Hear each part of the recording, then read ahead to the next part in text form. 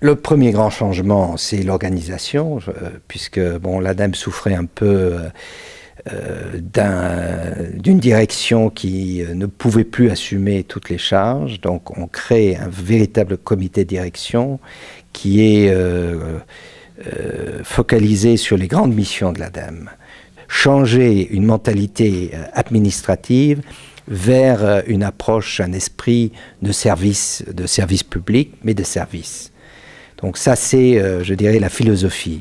Maintenant, il faut la traduire dans les faits. Au niveau supérieur, c'est la réorganisation de la direction, c'est le renforcement des agences avec les chefs d'agence qui auront davantage de responsabilités, qui devront être de vrais chefs d'équipe aussi, beaucoup plus sensibles aussi aux problèmes de leurs propres collaborateurs.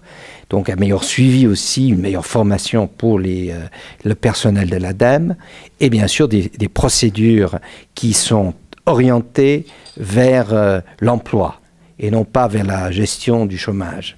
C'est-à-dire la prise en charge, le suivi personnalisé par le conseiller professionnel qui s'appelait avant placeur mais qui devient un vrai conseiller professionnel pour les demandeurs d'emploi. Et les demandeurs d'emploi doivent voir dans le conseiller professionnel une personne de référence. Ça doit être la personne qui les guide, qui les conseille, qui les oriente, qui les appuie. Mais en échange, bien sûr, il faut aussi une collaboration de la part du demandeur d'emploi. On ne peut pas faire cela, je dirais, à titre un peu gratuit. Il faut que chacun qui cherche un emploi s'investisse aussi dans cette recherche d'un emploi. Et il peut compter sur l'appui à condition qu'il se donne aussi à lui-même les moyens pour retrouver un emploi. Les frontaliers ont tout à fait le droit de s'inscrire à l'ADEME.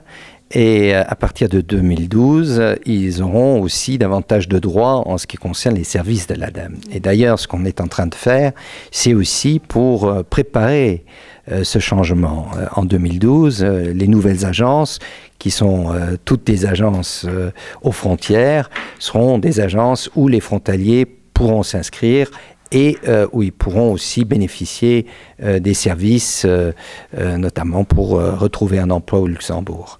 Donc, bien sûr, une ADEME efficace, une ADEME qui offre des services meilleurs, c'est aussi dans l'intérêt des frontaliers.